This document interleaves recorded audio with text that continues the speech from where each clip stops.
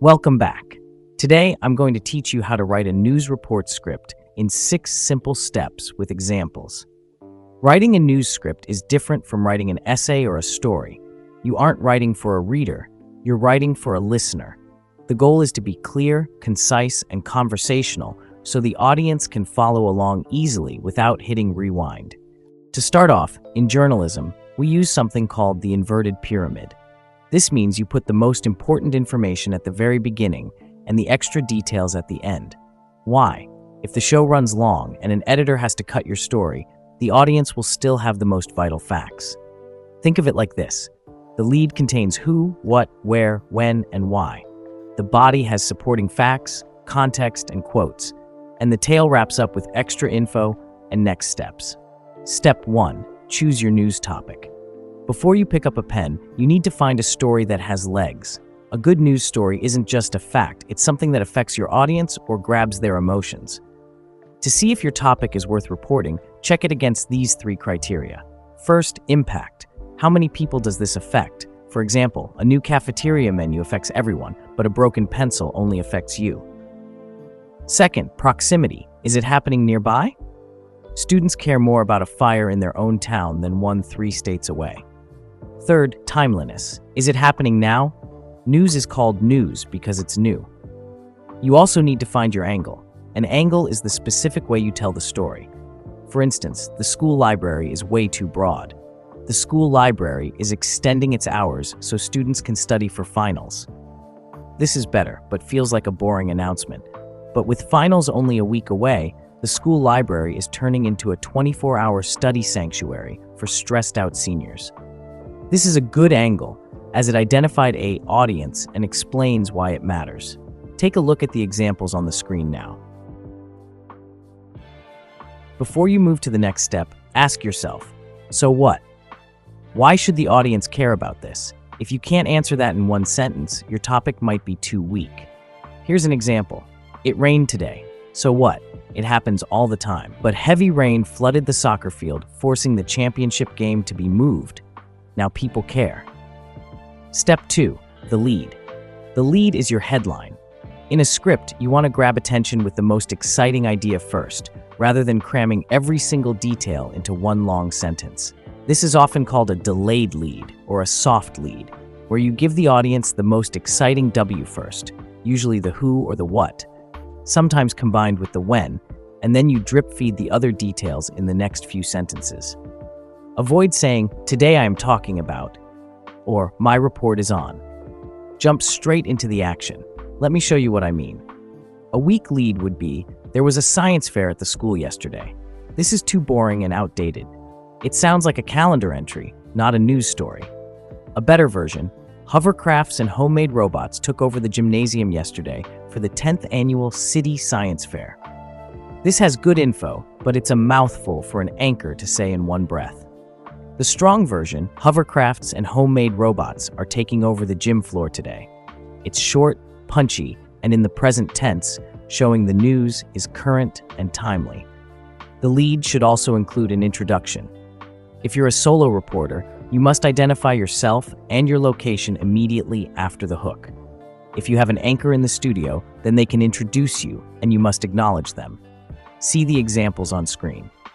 Now, let's take a look at an example lead closer. Notice how all 5 W's are used in 2 separate sentences as opposed to being crammed together in one long sentence.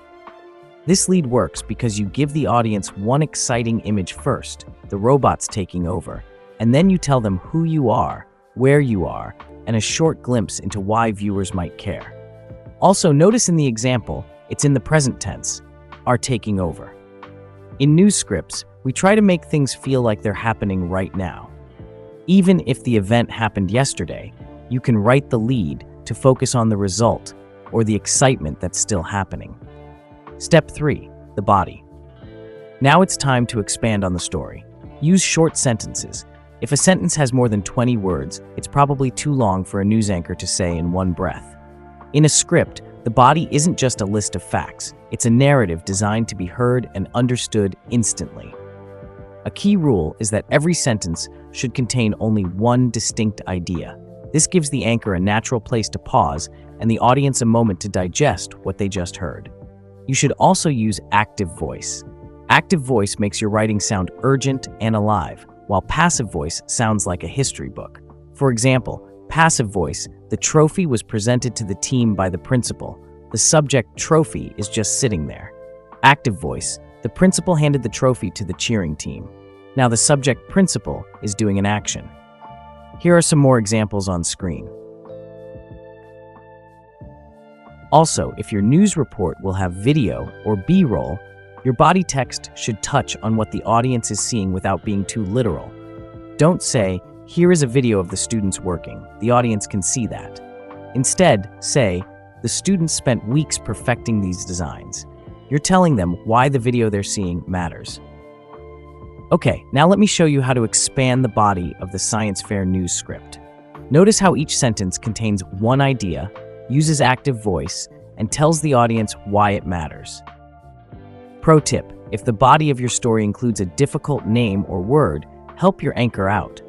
Put the pronunciation in parentheses. Step 4. Use soundbites.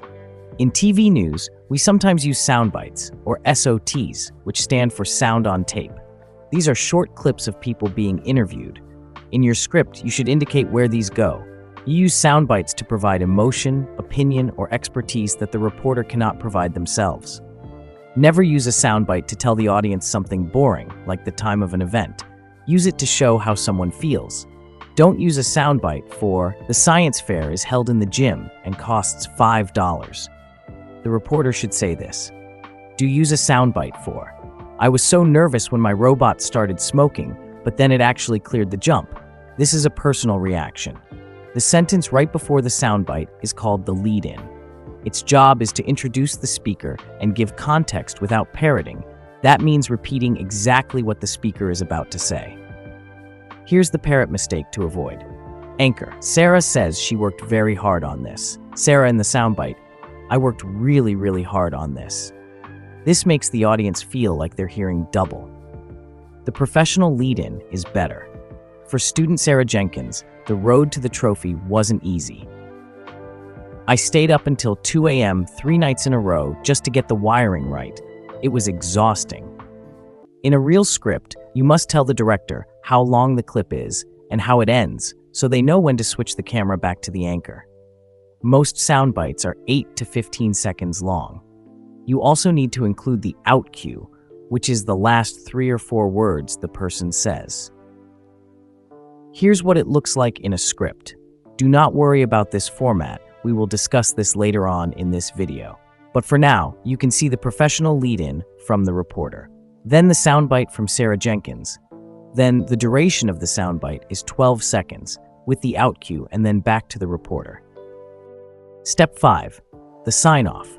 End with a clear summary or a look at what happens next. Then finish with your name and location. A great sign-off consists of 2 parts, the future look and the standard out cue. Never end on a dry fact. Instead, tell the audience what happens next. This makes the story feel alive and ongoing. Here are 3 ways to sign off. First, the next step could be, when is the next meeting? When does the law go into effect? Second, the call to action might be, where can people go for more info? For example, the school website has the full list of winners. Or use a final thought, a meaningful wrap-up sentence that summarizes the vibe of the story. In the industry, we call the very last line the standard out cue. This is your signature. It tells the audience who you are and who you work for. It's important to say this slowly and clearly. The formula is usually location or topic, followed by I'm, and then your name and station name. For example, at the North Gym, I'm Alex Reed, Tiger News Network. A bonus tip: before you say your name and station, take a tiny half-second pause. This signals to the audience that the story is over and the credits are starting. The tone of your sign-off should match the mood of your story.